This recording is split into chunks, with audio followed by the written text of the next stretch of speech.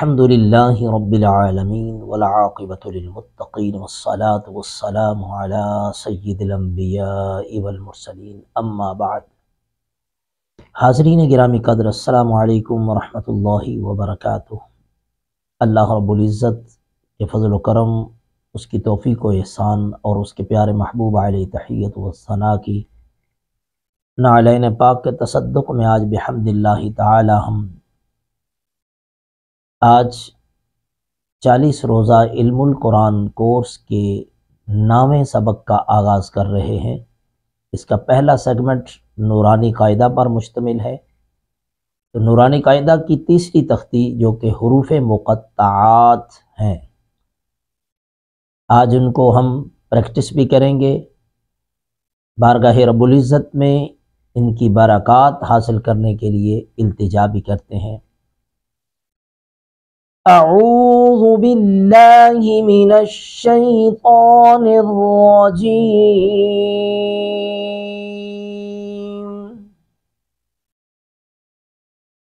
بسم اللہ الرحمن الرحیم۔ یہ میں پڑھنے کے بعد تھوڑا سا وقفہ جو دے رہا ہوں، یہ ساتھ میری کاپی کرتے ہوئے پڑھنے کی کوشش کریں۔ جو وقفہ میں دیتا ہوں آپ کے لیے دیتا ہوں کہ تاکہ آپ ساتھ اس کو پڑھیں۔ جب تک آپ اپنی زبان سے دہرائیں گے نہیں اور بار بار دہرائیں گے نہیں، کاپی نہیں کرنے کی کوشش کریں گے، اس وقت تک تلفظ جو ہے وہ درست نہیں ہوگا۔ تلفظ درست کرنے کے لیے ہمیں لازم ہے کہ ہم ساتھ ساتھ کاپی کریں، کوشش کریں۔ اعوذ باللہ من الشیطان الرجیم، بسم اللہ الرحمن الرحیم، الف لام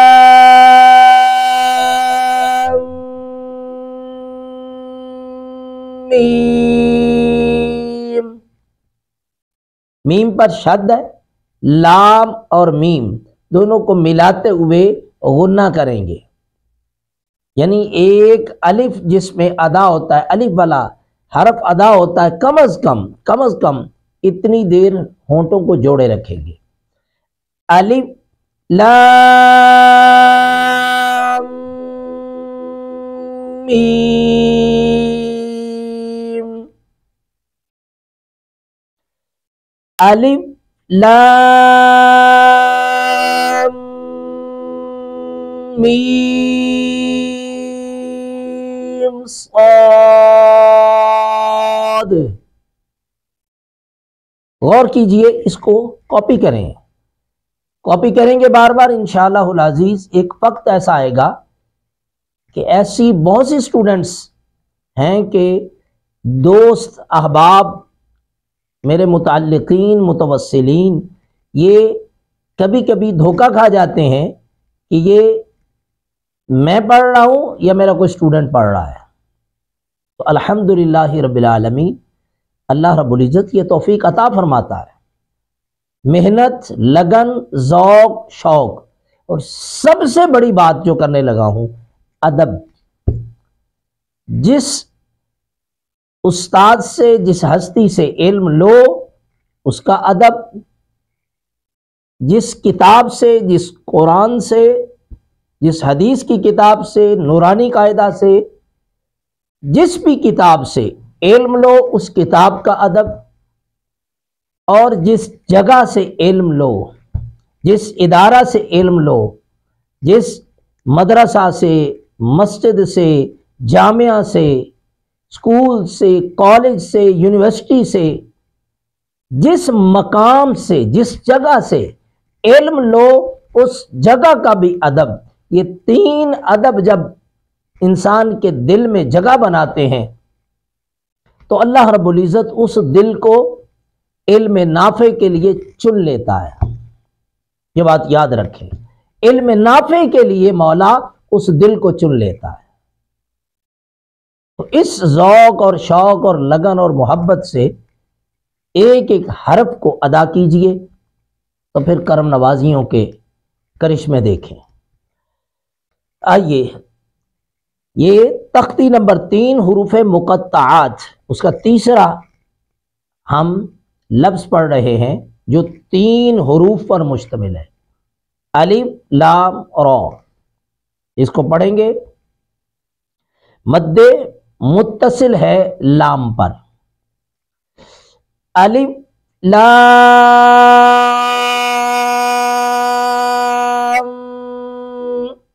میم را، یہ 4 حروف ہیں۔ اس سے پہلے 3 حرف کا لام پڑھیں گے، جب لام کے بعد را آتا ہے تو پھر ہونٹوں کو ملا کے فوراً چھوڑ دیں گے۔ الف لام را، لام را، لام را۔ را کو 1 الف کے برابر، لام کو 3 الف کے برابر، لام کو 3 الف کے برابر، را کو 1 الف کے برابر۔ اس کو لمبا کریں گے، الف لام میم را۔ آج ہم 2 لائنیں پڑھیں گے، یعنی ہاف سبق پڑھیں گے، ہاف تختی۔ یہ تختی نمبر 3، اس کو آدھا حصہ آج پڑھیں گے، آدھا حصہ کل کے سبق میں پڑھیں گے۔ کاف ہا یا عین صاد۔ ہا یا پر کھڑی زبر ہے، کاف اور عین اور صاد ان تینوں پر مد متصل ہے، اس لیے اسی کے مطابق ہم 3 حروف 3 الف کے برابر ان کو کھینچیں گے، کاف اور عین اور صاد کو، ہا یا کو 1 الف کے برابر کھینچیں گے۔ کاف ہا یا عین صاد۔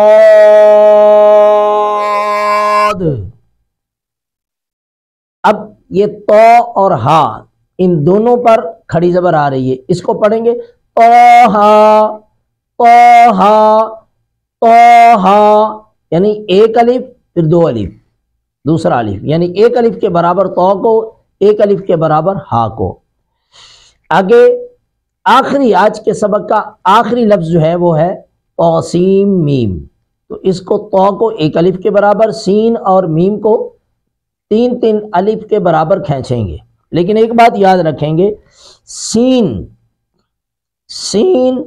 ہم نے ادغام کا قاعدہ پڑھا ہے، سین کے بعد میم آ رہی ہے، نون ساکن ہے، سین کو ویسے پڑھیں اکیلا کر کے تو پھر سین کے آخر میں نون آ رہی ہے، اب نون ساکن کے بعد میم آ گئی تو یہاں پہ سین کی نون کو میم میں مدغم کریں گے اور مدغم کر کے سی کو میم سے ملا دیں گے،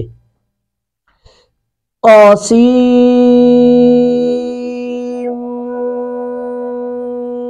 میم۔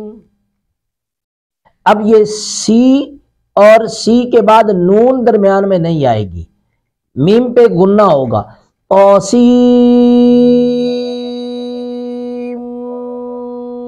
میم۔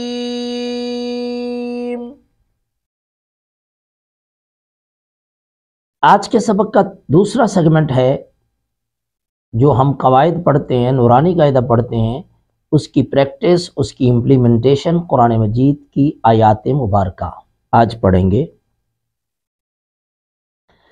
اعوذ باللہ من الشیطان الرجیم، بسم اللہ الرحمن الرحیم، وَيُطَافُ عَلَيْهِمْ بِآيَاتٍ آنية من فضة وأكواب من فضة وأكواب كانت قواريرا من فضة وأكواب كانت قواريرا ويطاف طاف قا کو پر کر کے پڑھیں گے علیہم عین کو حلق سے ادا کریں گے علیہم ہم میم ساکن کے بعد با ہے. اب میم ساکن کے بعد با جو ہے یہ حکم دیتا ہے میم کو ہونٹوں کو ملا کر میم پہ غنہ کرنا. علیہم بآنیتن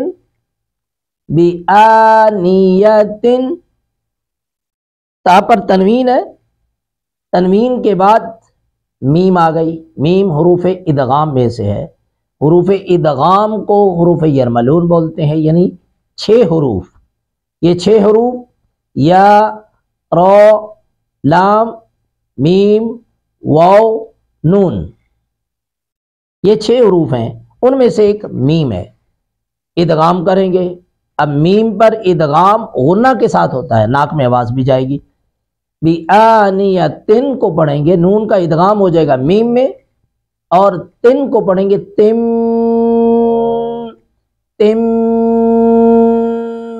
من.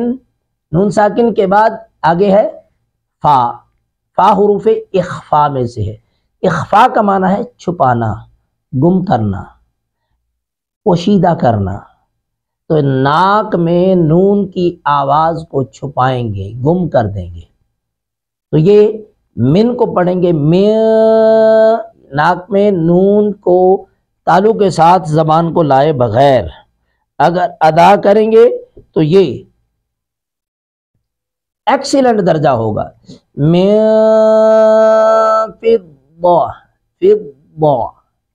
ضاد کو تین تا پر تنوین ہے، نون تنوین کے بعد واو ہے. تو یہاں پہ بھی واو بھی حروف یرملون میں سے ہے، یعنی حروف ادغام میں سے. تو یہاں پہ ادغام کریں گے، نون تنوین کا ادغام کریں گے واو میں، اور نون کی آواز کو لے جائیں گے ناک میں. تو اس کو پڑھیں گے ہم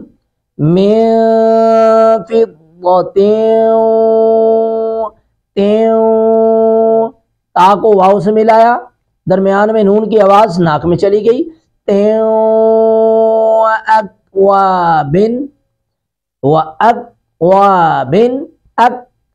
اب یہاں پہ اب کاف کتاب والا ہے، یہ غور کرنا ہے کہ کاف کی آواز لوٹے نہ، یعنی اس کو چھوڑنا نہیں ہے.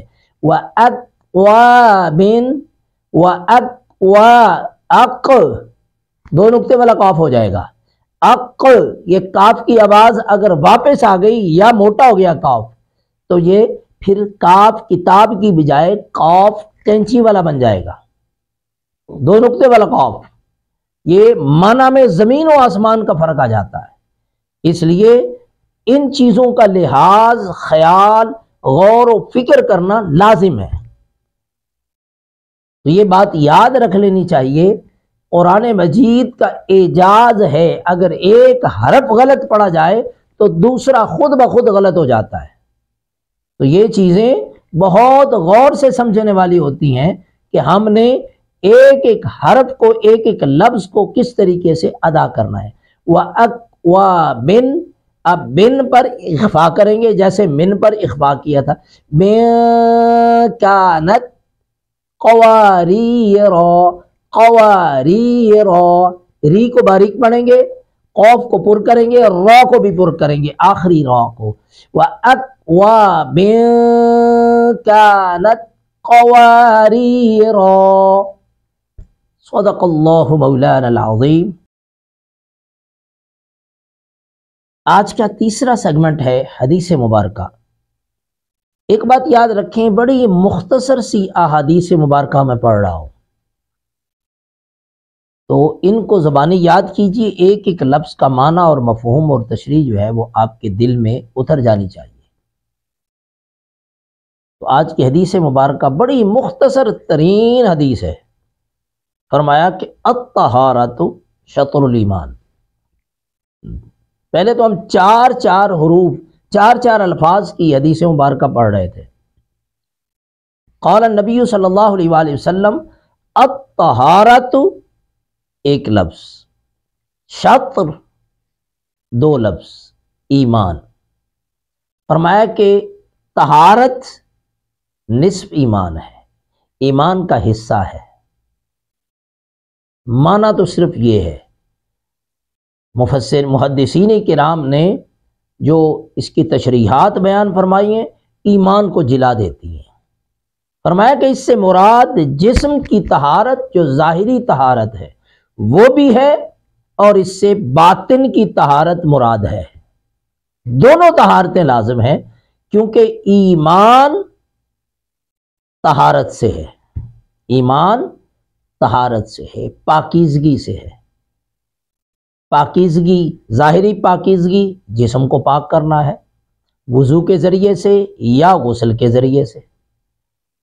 اب اگر ہمیں وضو کے فرائض ہی نہ آتے ہوں تو وضو کہاں سے ہوگا؟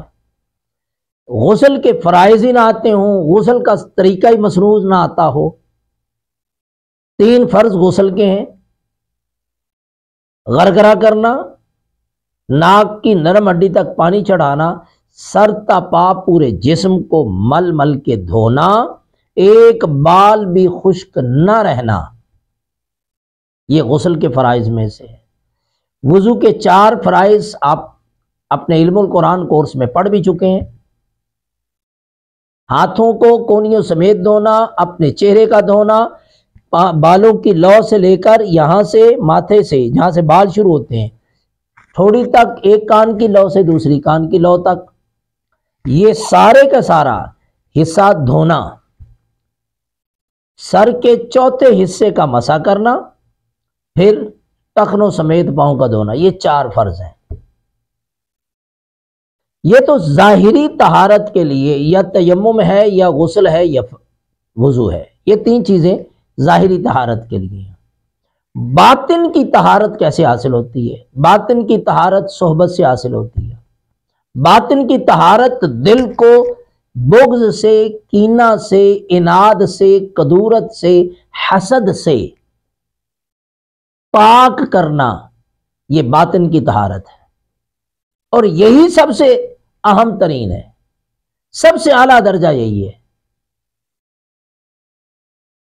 حسد نیکیوں کو کھا جاتا ہے، تباہ کر دیتا ہے۔ کسی کی غیبت، کسی پر بہتان لگانا، کسی کے بارے میں کدورت دل میں رکھنا، بغض دل میں رکھنا، عناد دل میں رکھنا، حسد اندر پیدا ہوتے رہنا، جیلسی پیدا ہوتے رہنا، یہ باطن کی غلاظتیں ہیں، یہ رذائل اخلاق ہیں، انسان کے اخلاق کو تباہ کر دینے والی چیزیں ہیں۔ لاکھ نمازیں پڑھتے رہیں، لاکھ روزے رکھتے رہیں، لاکھ حج کرتے رہیں، لاکھ زکاتیں دیتے رہیں، تسبیح و تہلیل پڑھتے رہیں، تہجد گزاری کرتے رہیں، جب تک باطن کی پاکیزگی انسان کو حاصل نہیں ہوتی تو یہ کیا فرمایا؟ ایمان کا مرکزی جز ہے، ایمان کا حصہ ہے۔ تو بعض محدثین نے اس کا معنی نصف ایمان لیا ہے۔ تو ذرا سوچئے کہ ہم اپنے آپ سے سوال کریں، خود احتسابی کریں، اپنے گریبان میں جھانک کر من سے سوال کریں، کیا ہم باطن کی پاکیزگی اختیار کرنے والے ہیں یا نہیں؟ اگر جواب آئے کہ ہیں تو پھر اللہ کا شکر ادا کرنے کے ساتھ ساتھ مزید آگے بڑھنا چاہیے۔ اگر جواب آتا ہے کہ نہیں، حسد بھی ہے، کینہ بھی ہے، بغض بھی ہے، اناد بھی ہے، کدورت بھی ہے، تو پھر اپنے آپ کو کٹہرے میں کھڑا کر کے خود اپنی ہی عدالت میں اس کو سزا سنانی چاہیے اور پھر اس کو اصلاح کی طرف لے کے آنا چاہیے، کیونکہ نفس کی اور من کی اصلاح جو ہے وہ انسان کی ظاہری اصلاح پر بھی اثرات چھوڑتی ہے، عبادات پر، ریاضات پر، ہماری تسبیح و تحلیل پر، ہماری گفتگو پر، ہر شے پر باطن کی اصلاح، باطن کی پاکیزگی، اندر کی ناپاکی کو دور کر کے جو اثرات اللہ رب العزت چہرے پر بھی عطا کرتا ہے، گفتگو میں بھی عطا کرتا ہے، اعمال میں بھی عطا کرتا ہے، انسان کی روحانی اور جسمانی ہر طرح کی غلاظتیں دور کر دیتا ہے۔ بارگاہ رب العزت میں التجا ہے کہ مولا ہمیں ظاہر اور باطن کی پاکیزگی عطا فرما، آمین۔ جی آج کا چوتھا سیگمنٹ ہے ہمارا فقہی سوال و جواب کا۔ ہماری ایک بہن نے سوال کیا ہے کہ محرم الحرام میں کوئی منت مانی تھی، وہ بھول گئی، اب اس کا کیا کرنا ہے؟ یہاں پہ سوال کے دو حصے ہیں، ان کو غور سے سمجھنا چاہیے۔ سب سے پہلی بات یہ ہے کہ جو منت ہے وہ محرم کے ساتھ ہی خاص کیوں ہے؟ ایک وجہ۔ دوسری بات یہ ہے کہ منت ہوتی کیا چیز ہے، منت کے بارے میں صحیح طریقہ حدیث مبارکہ میں کیا ہے۔ ایک حدیث مبارکہ سے ہم اپنی بات کو واضح کرتے ہوئے پھر آگے چلتے ہیں۔ آقا دو جہاں صلی اللہ علیہ وآلہ وسلم حسنین کریمین طیبین طاہرین کے لیے منت مانتے تھے۔ جب آپ بیمار ہو جاتے، سیدہ کائنات، مولا کائنات اور آقا علیہ الصلوۃ والسلام نبی پاک صلی اللہ علیہ وآلہ وسلم کی پیاری لخت جگر حسنین کریمین طیبین طاہرین بیمار ہو گئے، تو آپ نے منت مان لی، نظر مانی۔ نظر کیا تھی؟ اللہ رب العزت کی بارگاہ میں روزے کی عبادت پیش کریں گے اور اس روزے کی عبادت کو اللہ کی بارگاہ میں التجا کرتے ہوئے وسیلہ بنا کے پیش کرتے ہیں کہ مولا ہمارے بیٹوں کو تندرستی عطا فرما۔ نظر، منت خالصتاً اللہ کی عبادت کے لیے، اللہ کے لیے، اللہ کی رضا کے لیے ہوا کرتی ہے، یاد رکھ لیں۔ کسی بھی عبادت کا اس کی بارگاہ میں پیش کرنے کی نیت کر لینا، اپنے اوپر فرض کر لینا، اپنے اوپر لازم کر لینا، یہ ہے منت۔ اس کے علاوہ کوئی ایسی منتیں جو ہماری بہنیں، ہماری بیٹیاں، خواتین مان لیتی ہیں سنی سنائی باتوں پر، وہ ہوتی غیر شرعی حرکات ہیں، تو اس کا نہ پورا کرنا واجب ہے، یاد رکھ لیجیے، یہ بات غور سے سمجھیے۔ ایسی منت توڑنا، ایسی منت پوری نہ کرنا لازم ہے، نہ کرنا لازم ہے۔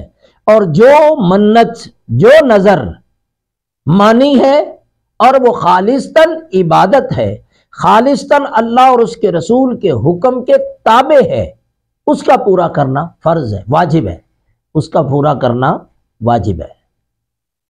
مثلا کسی نے نیت کی کہ میں محرم الحرام میں 10 محرم کا روزہ رکھوں گا، میری فلاں مراد پوری ہو جائے تو میں 10 محرم کا روزہ رکھوں گا، میں 9-10 کا روزہ رکھوں گا، میں 10-11 کا روزہ رکھوں گا، یہ خالص اللہ اور اس کے رسول کے حکم کے تابع منت ہے۔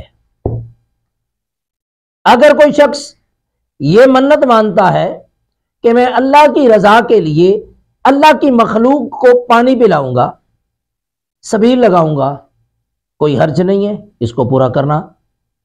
اگر تو منت کے طور پر یہ مانا ہے تو پھر واجب ہے، لازم یہ کام کرنا ہوگا، اگر نہیں کریں گے تو گناہگار ہوں گے۔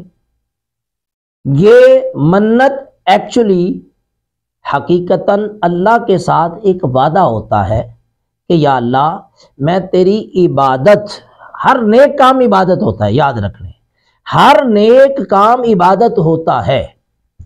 کوئی بھی نیک کام ہے، اس نیکی کا تعلق چاہے انسانوں سے ہو، اس نیکی کا تعلق چاہے براہ راست اللہ کی ذات سے ہو، اس نیکی کا تعلق اللہ کے بندوں سے ہو، اللہ کے رسول صلی اللہ علیہ وسلم سے ہو۔ نیکی کا تعلق اللہ کے رسول سے کیا ہے؟ یعنی اللہ کے رسول صلی اللہ علیہ وسلم پر درود و سلام پڑھنا، آقا علیہ الصلوۃ والسلام کی تعریف کرنا، نبی پاک صلی اللہ علیہ وسلم کی نعت، آپ کے اوصاف بیان کرنا، آپ کی تعریف کرنا، آپ کے کمالات، آپ کے معجزات، آپ کی عظمتیں، آپ کی شانیں بیان کرنا، آپ کا ذکر کرنا، یہ آقا علیہ الصلوۃ والسلام کے ساتھ۔ اولیاء، صلحاء، بزرگان دین کا ذکر کرنا، اللہ جل مجدہ کے دنوں کا ذکر کرنا، جیسا کہ قرآن مجید میں ارشاد ہے وَذَكِّرْهُمْ بِأَيَّامِ اللَّهِ، اللہ کے دنوں کو یاد کرو۔ اللہ کے دن کون سے ہیں؟ جن دنوں میں اللہ کا عذاب نازل ہوا ہے وہ بھی اللہ کے دن ہیں، وہ استغفار کے ساتھ ان دنوں کو یاد کرنا، اور جن دنوں میں اللہ کا انعام نازل ہوا، اللہ کے احسانات نازل ہوئے، ان دنوں کو شکرانے کے ساتھ یاد کرنا، یہ اللہ کے دنوں کو یاد کرنا ہے۔ کوئی بھی نیک عمل اللہ کی بارگاہ میں پیش کرنا، اللہ کی رضا کے لیے، اللہ کے قرب کے لیے، اللہ کی بارگاہ بے کس پناہ میں اس کی محبت کے لیے، اس کی بارگاہ میں کوئی بھی نیک عمل پیش کرنا، یہ عبادت کہلاتا ہے۔ اب ہم کسی بھی عمل کو شریعت مطہرہ، اسلام، حدیث، قرآن کے سامنے پیش کریں گے۔ کسی بھی نیک عمل کو جس کو ہم نیک سمجھتے ہیں، ہم قرآن کے سامنے پیش کریں گے، حدیث کے سامنے پیش کریں گے، رسول پاک صلی اللہ علیہ وسلم کے فرمان کے سامنے، صحابہ کی سنت کے سامنے پیش کریں گے۔ اگر ہمیں قرآن سے منع کی دلیل نہ ملے، حدیث سے منع کی دلیل نہ ملے، صحابہ سے منع کی دلیل نہ ملے، تو گویا وہ نیک عمل ہے۔ کوئی ایسا عمل جس کو ہم تو بہت اچھا سمجھ رہے ہوں، لیکن نہ اس کی دلیل قرآن سے مل رہی ہے، نہ حدیث سے مل رہی، نہ صحابہ کے عمل سے مل رہی، نہ اجماع امت سے مل رہی ہے، تو پھر وہ نیک عمل نہیں ہے۔ وہ ہماری اپنی خواہشات ہو سکتی ہیں، ہمارا اپنا ایک وجد ہو سکتا ہے، وجدانی کیفیت ہو سکتی ہے، ہماری سوچ ہو سکتی ہے۔ بعض چیزوں کو ہم ادب سمجھتے ہیں، لیکن وہ حقیقت میں ادب کا تعلق ہی کوئی نہیں ہوتا۔ اس لیے بہت سارے ایسے کام ہیں کہ جو محرم الحرام میں ہم کرتے ہیں۔ ہمارے بعض بھائی گھوڑے کے نیچے سے گزرتے ہیں، اس گھوڑے کو سمجھتے ہیں کہ امام حسین کو گھوڑا ہے، تو اس کے نیچے سے گزرنا جو ہے نا، وہ پتہ نہیں کیا کیا برکتیں ہمیں عطا کر دے گا۔ اس کی دلیل نہ قرآن سے ہے، نہ حدیث سے ہے، نہ صحابہ سے ہے، نہ اہل بیت اطہار سے ہے۔ یہ 100-200 سال سے کچھ اپنی خرافات بن گئی ہوئی ہیں۔ تو لہٰذا اس طرح کی چیزیں، اس طرح کی منتیں اور اس طرح کی نظریں ماننا جو ہے وہ ناجائز ہے، حرام ہے۔ اسی طرح ہمارے ہاں بعض چھوٹی چھوٹی کتابچے، چھوٹی چھوٹی کہانیاں لکھی ہوئی ہوتی ہیں، ان کو ہم کہتے ہیں یہ معجزہ مولا کائنات کا ہے، معجزہ سیدہ کائنات کا ہے، حضرت بی بی فاطمہ کا ہے، 10 بیویوں کا، 2 بیویوں کا، 4 بیویوں کا، فلان بیویوں کا، 50 بیویوں کا یہ معجزہ ہے۔ وہ من گھڑت کہانیاں ہیں، کچھ لوگوں نے بنا لی ہیں، بنانے کے بعد کچھ عورتوں نے اس کو رواج دے دیا ہے، رواج دینے کے بعد ہم اس کو پھر منت کے طور پر مانتے ہیں۔ اس طرح کی چیزیں جس کا کوئی ثبوت نہ قرآن سے ہے، نہ حدیث سے ہے، نہ صحابہ سے ہے، اور اس کے اندر جو کہانی ہے، اس کے اندر جو مضمون ہے، وہ بھی قرآن حدیث سے ٹکرا رہا ہے۔ کیا ٹکرا رہا ہے؟ اس میں لکھا ہوا ہے کہ یہ کام کیا تو ٹھیک، نہ کیا تو اس کے گھر میں آگ لگ جائے گی، یہ ہو جائے گا، فلاں ہو جائے گا، بی بی فاطمہ ناراض ہو کے اس کا تہس نہس کر دیں گی۔ یہ تو ان بارگاہوں میں ان ہستیوں کی شان میں گستاخی ہے، یہ ادب نہیں ہے، یہ ان کی شان سے محبت نہیں ہے، یہ تو گستاخی ہے، سیدھی سیدھی گستاخی ہے۔ وہ عظیم ہستیاں، اپنے قاتلوں کو معاف کرنے والی ہستیاں، جائے کہ اپنے نام پہ صدقہ نہ کرنے والے شخص، اپنے نام پہ وہ خیرات نہ کرنے والے شخص کو تہس نہس کر دیں گے، تباہ کر دیں گے، اس کے گھر میں آگ لگ جائے گی۔ یہ طرح طرح کی کہانیاں، من گھڑت کہانیاں بنا رکھی ہوئی ہیں خواتین نے۔ اس طرح کے معجزات اور اس طرح کے نظریں ماننا، اس طرح کی منتیں ماننا، پنجابی میں اس کو کہتے ہیں سکھنا سکھنی، کسی چیز کو سکھنا، سوکھ لینا، یعنی منت مان لینا، یہ سب ناجائز ہیں، سب حرام ہے۔ اس کا نہ شیعہ سے، نہ سنی سے، نہ وہابی سے، نہ دیوبندی سے کوئی تعلق نہیں ہے، اس کا کسی فرقے کے ساتھ کوئی تعلق نہیں ہے، اس کا ڈائریکٹ قرآن اور حدیث کے ساتھ تعلق ہے۔ بعض اوقات ہم یہ کہتے ہیں کہ یہ فلاں فرقے سے ہے اس لیے نہیں مانتا، یہ فلاں فرقے سے ہے اس لیے نہیں مانتا، اس کا فرقے سے بھی کوئی تعلق نہیں ہے، مکتبہ فکر سے بھی کوئی تعلق نہیں ہے۔ لہٰذا ہمیں جب بھی کوئی نیک عمل کرنا ہے تو اپنے دل سے یا سنی سنائی لوگوں کے بات پر اس کو نیکی نہیں سمجھ لینا۔ کسی پیپسی کی بوتل پر شراب کی بوتل پر پیپسی کا لیبل لگا دے، شراب کی بوتل پر روح افزا کا لیبل لگا لیں تو وہ روح افزا شربت نہیں بن سکتا، وہ شراب ہی رہے گی۔ جس چیز کو قرآن نے، حدیث نے، اللہ کے رسول صلی اللہ علیہ وسلم نے ناجائز قرار دے دیا ہے، وہ ناجائز ہی چیز رہتی ہے، وہ حرام ہی رہتی ہے، وہ حلال نہیں ہو جاتی۔ اور پھر اس طرح کی من گھڑت کہانیاں جو اتنی عظیم ہستیوں پر تہمت اور بہتان ہو، ان کی شان میں گستاخی اور بے ادبی ثابت کر رہی ہوں، تو اس طرح سے تو ان کی اس طرح کی چیزوں سے تو بہت زیادہ بچنا چاہیے۔ اللہ رب العزت ہمیں قرآن مجید، حدیث مبارکہ، فرمان رسول پاک صلی اللہ علیہ وآلہ وسلم پر عمل پیرا ہونے کی توفیق نصیب فرمائے۔ آمین بجاہ النبی الکریم علیہ وعلی آلہ افضل الصلوات والتسلیم۔